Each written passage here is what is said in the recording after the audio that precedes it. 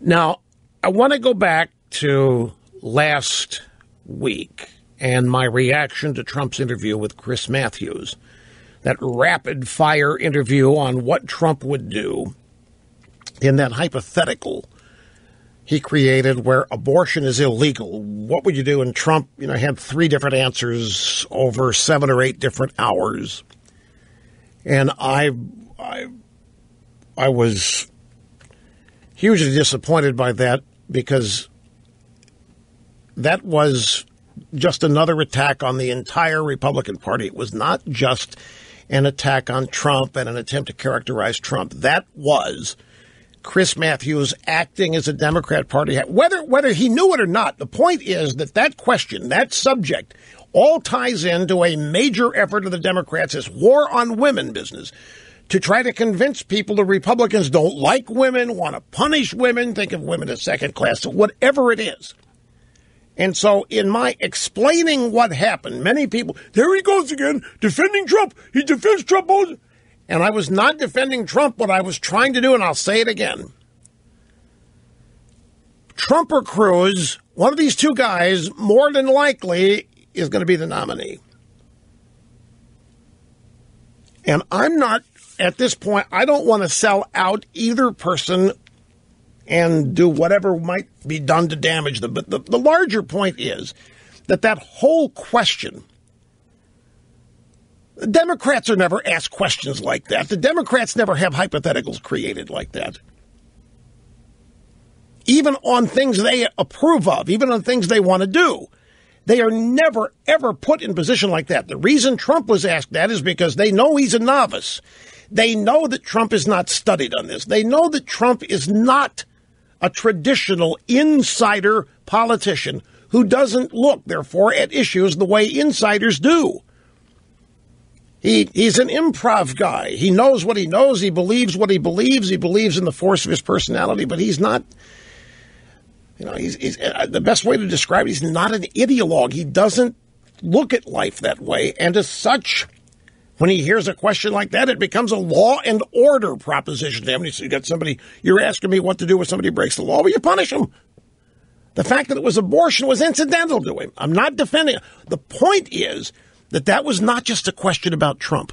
That was a question designed to further diminish, demean, impugn, characterize, attack, whatever, the entire Republican Party. That whole line of questioning was designed to buttress Hillary Clinton, the Democrat Party, and demean the entire Republican Party. And that's why I kind of didn't like everybody jumping all over Trump on this. And there's evidence to prove, well, evidence to indicate that I was right, because next up was Maureen Dowd. Did you hear about this?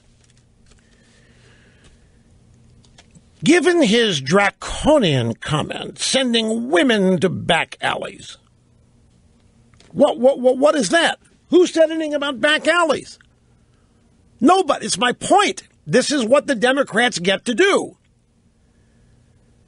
Nobody's talking about sending women to back alleys. There's nobody I know in the Republican Party that wants it. There's nobody I know in the pro-life movement who actually wants to solve the issue this way as a matter of criminal behavior. They do want to make it illegal and all that. But it's about changing minds and hearts. But the Democrats don't care. They want everybody, as many as possible, thinking that every Republican only wants to put women in jail. Period. Just like they wanted old folks to think Republicans were going to kick them out of their houses. Just like they wanted seasoned citizens to believe the Republicans were going to cancel their Social Security. The Democrats have nothing going on. They have a moribund, slow-motion, unexciting, drab, dull campaign. This is the kind of question that can incite their base. This and the race card are the two things that the Democrats know to play when they get in trouble. So Maureen Dowd says, given the draconian comment, sending women to back alleys, I had to ask Trump, when he was a swinging bachelor in Manhattan, was he ever involved with anybody who had an abortion? Trump said, such an interesting question. So what's your next question? So he dealt with it correctly there. He basically told her to go to hell.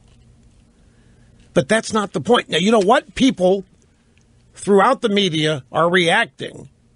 Why would Maureen Dowd do this? This is crazy. What do you mean, why would Maureen Dowd do this? This is just the beginning of it.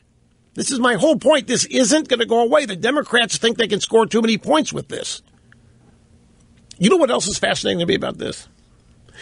Audio soundbite support coming up. By the way, today's program, I forgot to mention this.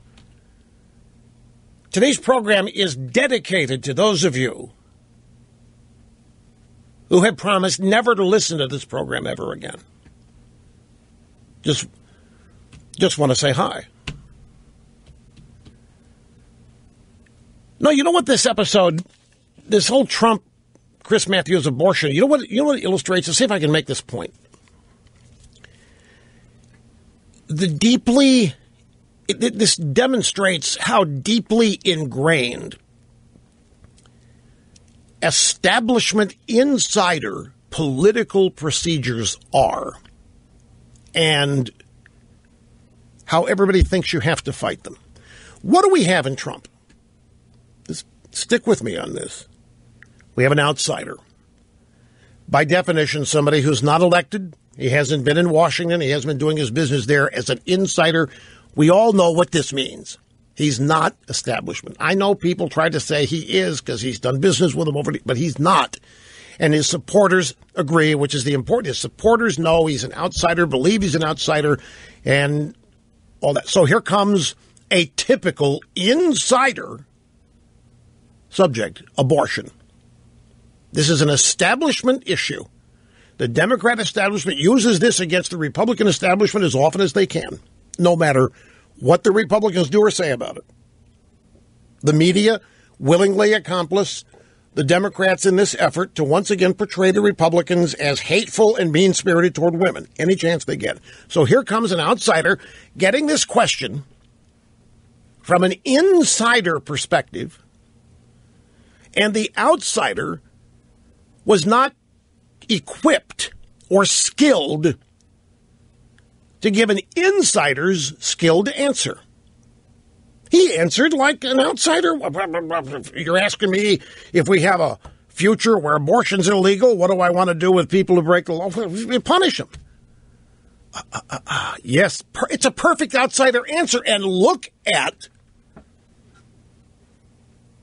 the universal disgust there was with Trump. As an outsider, he was essentially penalized for not being an insider and not knowing how to deal with this as an insider.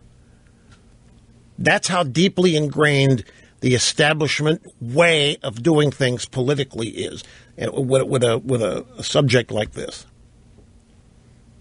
Instead of his answer being a feather in his cap, hey, he's an outsider, he's not supposed to know how to do this kind of stuff. It's a trick question. It's a typical Democrat Party trick question.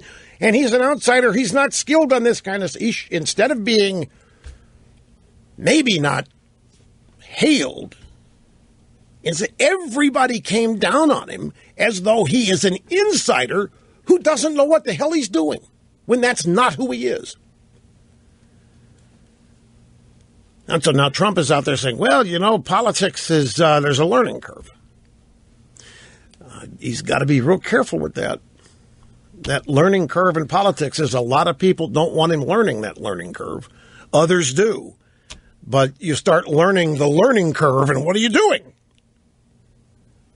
You're playing by the club's rules. Who sets the learning curve? Who is it that decides what you have to know, when you have to know it, how you have to say it? The establishment does. Anyway, be right back, folks.